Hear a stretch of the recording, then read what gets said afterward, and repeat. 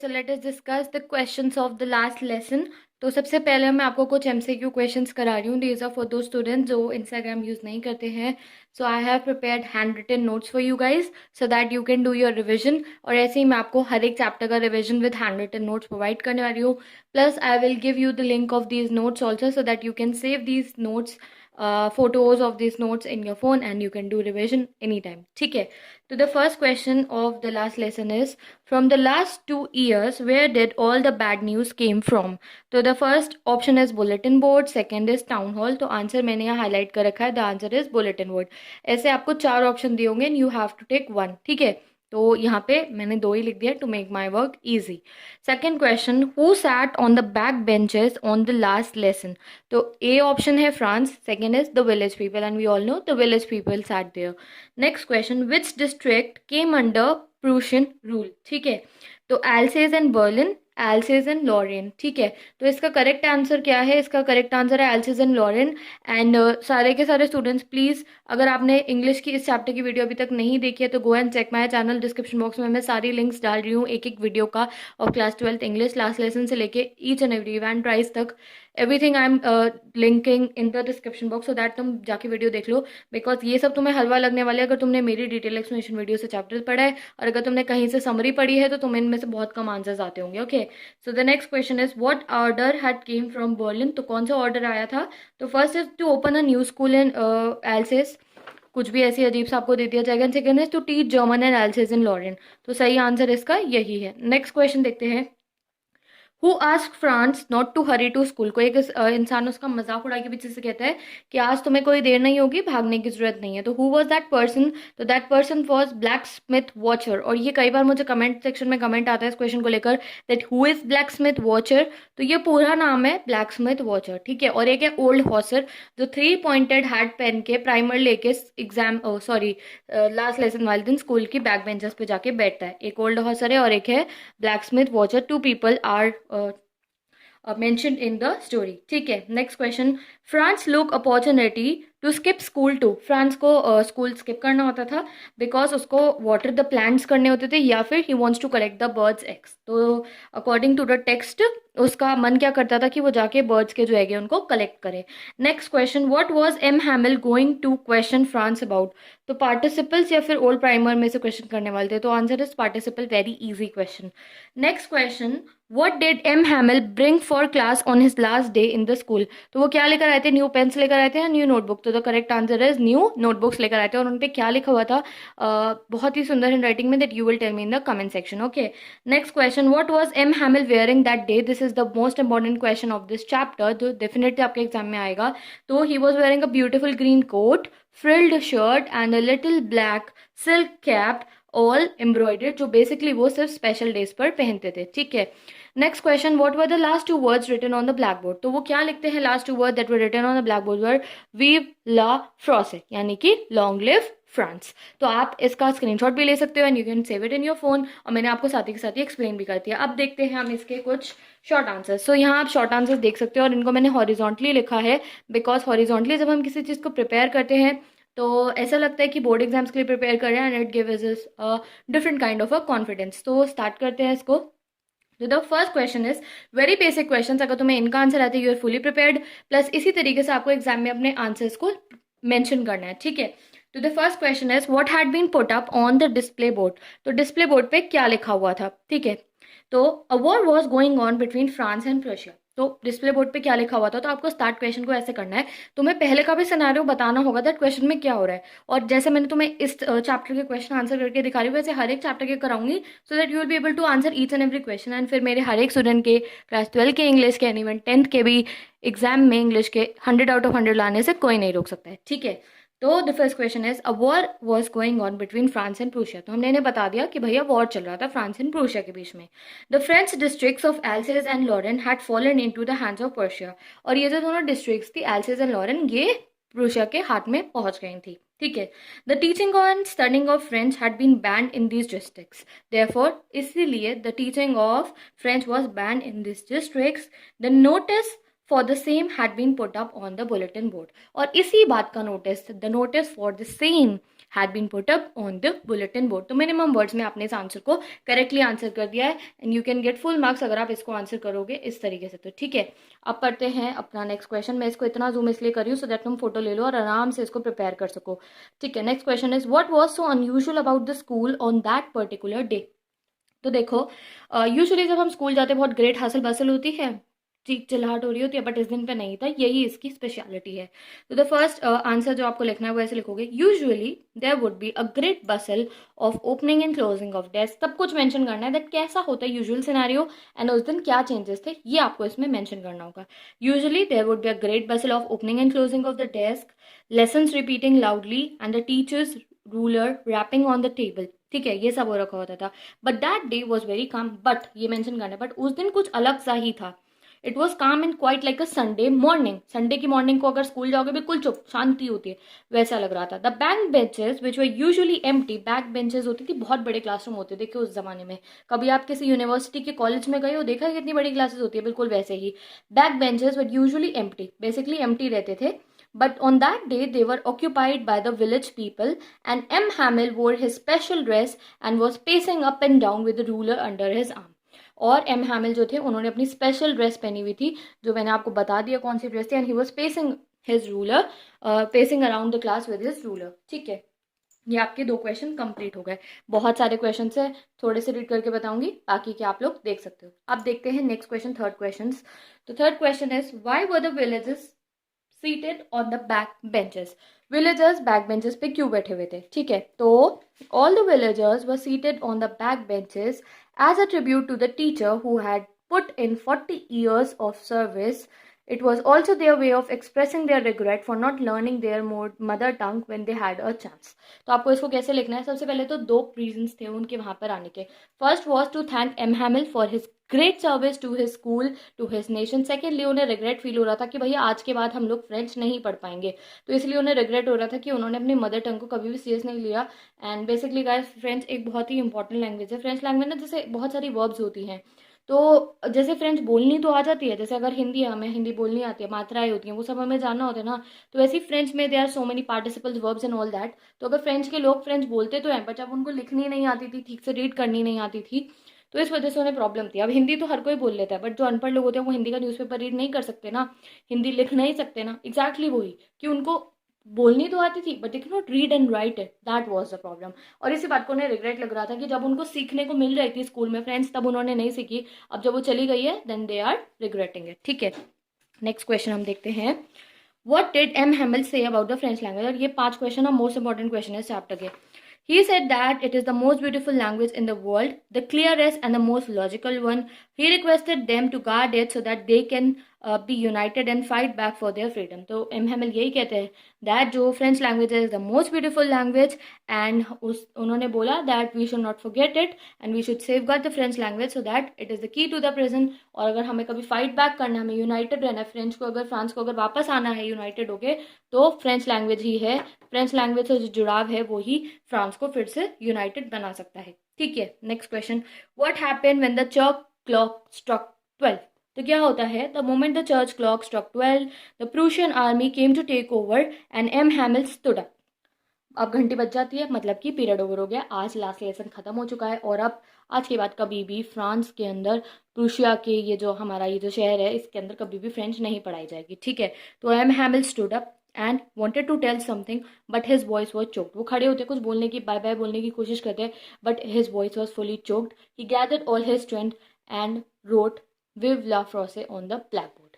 Done. तो ये आपके 5 question most important are completed. अब हम पढ़ेंगे कुछ मोस्ट नेक्स्ट इंपॉर्टेंट क्वेश्चन। देखो ये तो बहुत इंपॉर्टेंट है, ये हो गया आपका, प्लस मैंने आपको इंपॉर्टेंस दे रखे हैं। अगर तुम भी ऐसे एक शीट पे इन सबको प्रिपेयर करके रख लो, इंग्लिश के पेपर से पहले रिवाइज मारा, डन डन डन डन। तो ये ऐसे क्वेश्चन उतार के रख लो और खुद से आंसर करने की कोशिश करना, वीडियो से चेक कर लेना।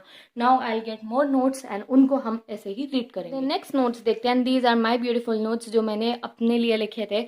यू कैन सी दैट पहले मेरी राइटिंग अच्छी हुआ करती थी और अब बिगड़ चुकी है। तो द फर्स्ट क्वेश्चन रीड करते हैं हम, What was France expected to be prepared with for school that day? तो क्या उसको प्रिपेयर करना था, वो आंसर आप ऐसे लिखोगे.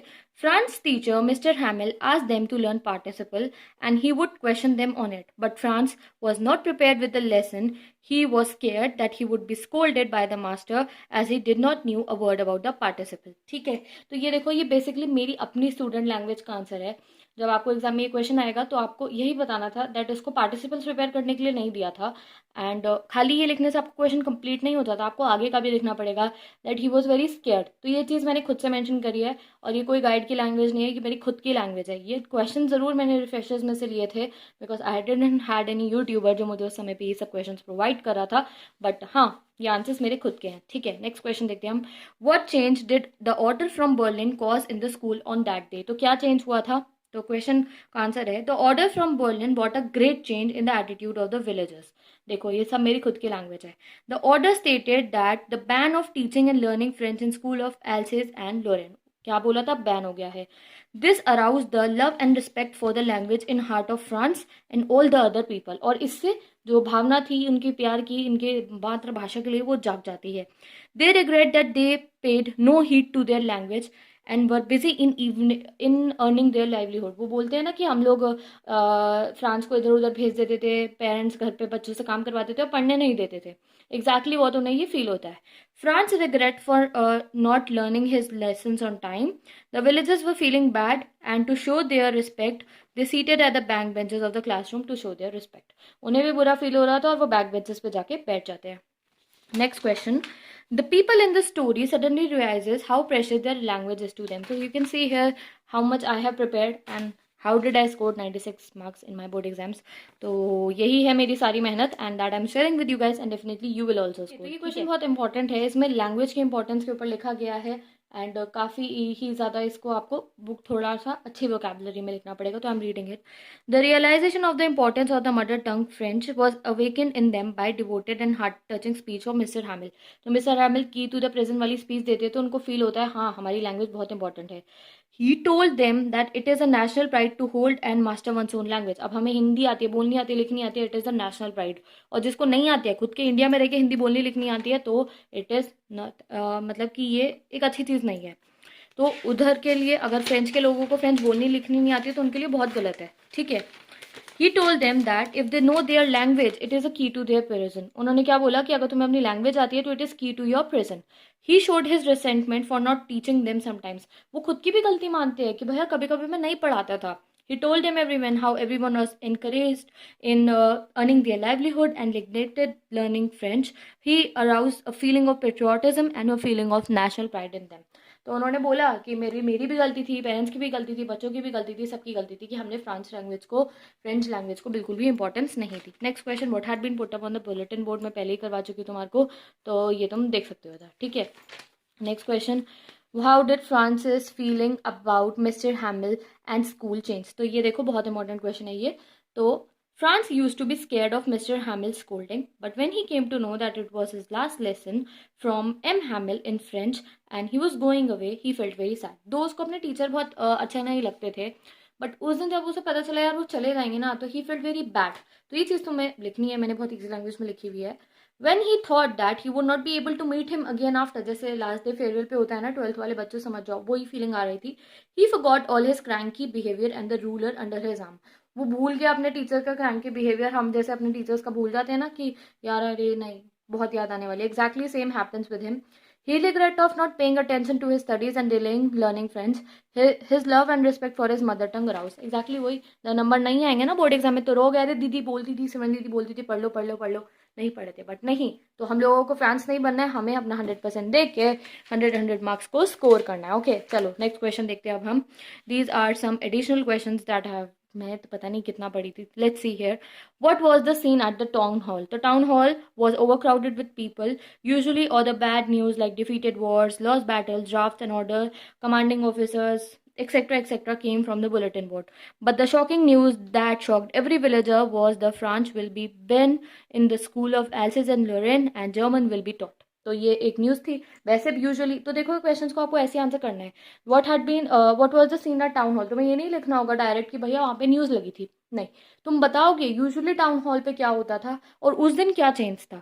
This news came from German rurals, therefore there was a huge crowd at bulletin board, इसीलिए there was a huge crowd on bulletin board. Second question, what impression do you form of M Hamill? And now I'm not reading this question, you can just see this question here and आप इसको ऐसे prepare कर लो, बहुत clearly visible है मेरी सुंदर not सुंदर handwriting में, इसको देख सकते हो तुम, ठीक है। Next question, what application do you form of blacksmiths with remark how did France respond to it? Very important question, बहुत अलग सा क्वेश्चन है। blacksmith knew about the orders from the Germany, उसको पता था कि जर्मनी से ऑर्डर आया कि फ्रांसिस बेंड, ठीक है, in the schools of Alsace and Lorraine, therefore he remarks France not to rush as he had plenty of time to reach the school, not understanding the implication of his words he thought that blacksmith was making fun of him।